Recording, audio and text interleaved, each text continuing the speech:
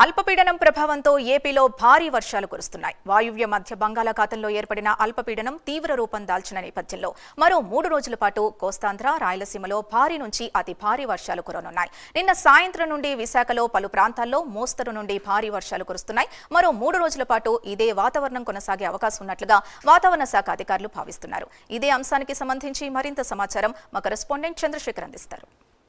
పశ్చిమ మధ్య వాయువ్య మధ్య బంగాళాఖాతంలో అల్పపీడనం కొనసాగుతుంది. అల్పపీడనం రాగల 24 గంటల్లో మరింత బలపడేటటువంటి అవకాశం ఉన్నట్లుగా వాతావరణ శాఖ అధికారులు అయితే భావిస్తున్నారు. ఈ నేపథ్యంలో ఏపీ, తెలంగాణ 2 రాష్ట్రాల్లో కూడా భారీ నుంచి అతి భారీ వర్షాలు అయితే కురుస్తున్నటువంటి పరిస్థితి ఉంది. దీని ప్రభావంతో కోస్తాంధ్ర వ్యాప్తంగా కూడా భారీ వర్షాలు అయితే కురుస్తున్నాయి. గత 2 రోజులుగా కూడా కురుస్తున్నటువంటి వర్షాలు, ఎడతెరిపినటువంటి వర్షాలు అయితే కురుస్తున్నటువంటి పరిస్థితి కనిపిస్తుంది. ఇటు సముద్రంలో కూడా చూసుకుంటే అలలన్నీ కూడా ఎగిసిపడుతున్నటువంటి పరిస్థితులు అయితే ఉన్నాయి. ఈ నేపథ్యంలోనే అల్పపీడన ప్రభావం ఏదైతే కొనసాగుతుందో, అల్పపీడన ప్రభావం కొనసాగుతున్నటువంటి నేపథ్యంలో మత్స్యకారులు ఎవరు వేటకు వెళ్లరాదంటూ కూడా వాతావరణ శాఖ అధికారులు అయితే ఆదేశాలు జారీ చేశారు. అలాగే లోతట్టు ప్రాంతాల్లో ఉండేటటువంటి ప్రజలందరూ కూడా సురక్షితంగా ఉండాలంటూ కూడా చెప్పిన పరిస్థితి కనిపిస్తుంది. గత 2 రోజులుగా కురుస్తున్న వర్షాలతో పాటు మరో 4 రోజుల పాటు ఇదే వాతావరణం అయితే కొనసాగే అవకాశం ఉన్నట్లు వాతావరణ శాఖ అధికారులు అయితే భావిస్తున్న పరిస్థితి ఉంది. అయితే ఏపీలో భారీ వర్షాలు కురవడంతో పాటు ఇటు చూసుకుంటే ఋతుపవనాలన్నీ కూడా చాలా చురుగ్గా కదులుతున్న పరిస్థితి ఉంది. దీని ప్రభావంతో ఇటు తెలంగాణ,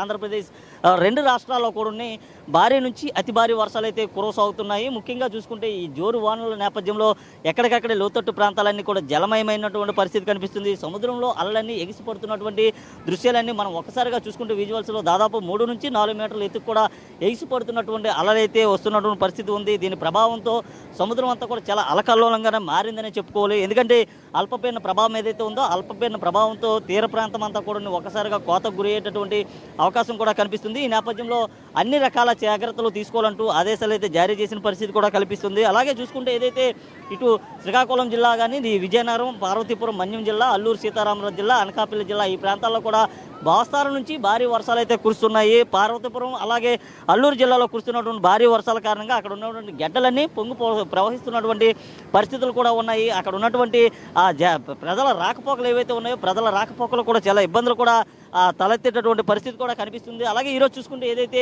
అల్లూరు జిల్లాకు సంబంధించినటువంటి లంబసింగి ప్రాంతంలో భారీ వర్షాలు కురిసిన నేపథ్యంలో అక్కడ ఉన్నటువంటి కొండ చర్యలన్నీ కూడా విరిగిపడినటువంటి పరిస్థితి ఉంది. అక్కడ ఉన్నటువంటి చెట్లన్నీ కూడా రహదారికి అడ్డంగా పడిపోవడంతో వాహనదారుల రాకపోకలు కూడా చాలా సమస్యలు అయితే తలెత్తాయి. ముఖ్యంగా చూసుకుంటే ఇటు కాకినాడ తీర ప్రాంతంలో కానీ ఇటు విశాఖ తీర ప్రాంతం ఏదైతే ఉందో, ఈ తీర ప్రాంతం అంతా కూడా చాలా భారీ వర్షాలు అయితే కురిసేటటువంటి అవకాశం ఉన్నటువంటి నేపథ్యంలో సముద్రం అంతా కూడా ఒక్కసారిగా పైకి వస్తున్నటువంటి దృశ్యాలు అయితే మనకి క్లియర్గా కనిపిస్తున్నటువంటి పరిస్థితి ఉంది. ఈ నేపథ్యంలో మరో 3 రోజుల పాటు కూడా 3-4 రోజులు ఇదే వాతావరణం కొనసాగే అవకాశం ఉన్నట్లుగా అధికారులు అయితే భావిస్తున్నారు. దీని ప్రభావంతో కోస్తాంధ్ర, రాయలసీమతో పాటు అటు తెలంగాణలో కూడా భారీ వర్షాలు కురిసేటటువంటి అవకాశం ఉన్నట్లు కూడా అధికారులు అయితే భావిస్తున్నటువంటి పరిస్థితి ఉంది. మరి ముఖ్యంగా చెప్పుకోవాలనుకుంటే ఏదైతే అల్పపీడన ప్రభావం కొనసాగుతుందో, అల్పపీడనం నేపథ్యంలో పూర్తిగా కూడా భారీ నుంచి అతి భారీ వర్షాలు అయితే కురవనున్నట్టు కూడా అధికారులు అయితే అంచనాకు వచ్చిన పరిస్థితి కనిపిస్తుంది. ముఖ్యంగా చూసుకుంటే లోతట్టు ప్రాంతాల్లో ఉండేటటువంటి ప్రజలు ఎవరైతే ఉంటారో వారందరినీ సురక్షిత ప్రాంతాలకు తరలించేటటువంటి ఏర్పాట్లు చేయాలంటూ కూడా రాష్ట్ర విపత్తుల శాఖ మంత్రి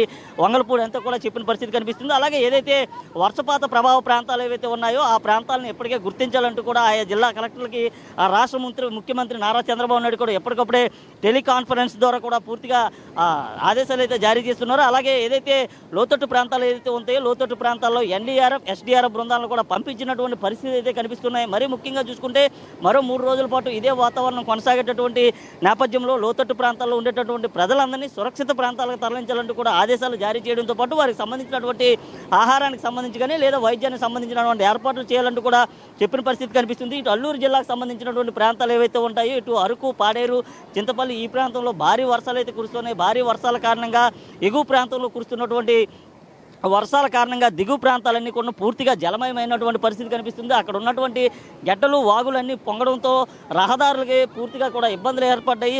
జోరు వాన కురడంతో కూడా పూర్తిగా రహదారులన్నీ వర్షపు నీటితో నిండిపోయినటువంటి పరిస్థితి కనిపిస్తుంది. ఇటు విశాఖ జిల్లాలో కూడా చూసుకుంటే ఉదయం నుంచి కురుస్తున్నటువంటి కొన్ని ప్రాంతాల్లో ఉదయం నుంచి కూడా మోస్తారు నుంచి భారీ వర్షాలు అయితే కురుస్తున్నాయి. ఇటు అనకాపల్లి జిల్లాలో కూడా ఉన్నాయి, నర్సీపట్నం, పాయకరపేట ఈ ప్రాంతాల్లో కూడా భారీ వర్షాలు అయితే కురుస్తున్నాయి. అలాగే చూసుకుంటే కాకినాడ తీర ప్రాంతం వెంబడి కూడా భారీ వర్షాలు అయితే కురిసేటటువంటి కురిసేటటువంటి అవకాశం ఉంది. అల్పపీడన ప్రభావంతో తీరం వెంబడి గంటకి 40 నుంచి 50 కిలోమీటర్ల వేగంతో కూడా ఈదురుగాలు వీచేటటువంటి అవకాశం ఉందంటూ కూడా వాతావరణ శాఖ అధికారులు అయితే చెప్పారు. ఇటు భారీ వర్షాలతో పాటు ఉరుములు మెరుపులతో కూడినటువంటి పిడుగులు పడే అవకాశం ఉన్నట్లు కూడా వాతావరణ శాఖ అధికారులు అయితే భావిస్తున్నటువంటి పరిస్థితి ఉంది. ఈ నేపథ్యంలో ప్రజలెవరూ కూడా ఆ భారీ వర్షాలు కురుస్తున్న సమయంలో కానీ లేదా పిడుగులు పడే సమయంలో కానీ పెద్ద పెద్ద హోర్డింగ్స్ కింద కానీ చెట్ల కింద కానీ ఉండరాదంటూ కూడా చెప్పిన పరిస్థితి కనిపిస్తుంది. మరి ముఖ్యంగా చూసుకుంటే ఏదైతే అల్పపీడన ప్రభావం ఏదైతే కొనసాగుతుందో అల్పపీడన ప్రభావం కొనసాగుతున్నటువంటి నేపథ్యంలో పలు పోర్టులకు కూడా 3వ నెంబర్ ప్రమాద హెచ్చరికలు కూడా జారీ చేసినటువంటి పరిస్థితి ఉంది. మత్స్యకారులు ఎవరైనా వేటకు వెళ్తే వెంటనే వెనక్కి వచ్చేయాలంటూ కూడా ఆదేశాలు జారీ చేసినటువంటి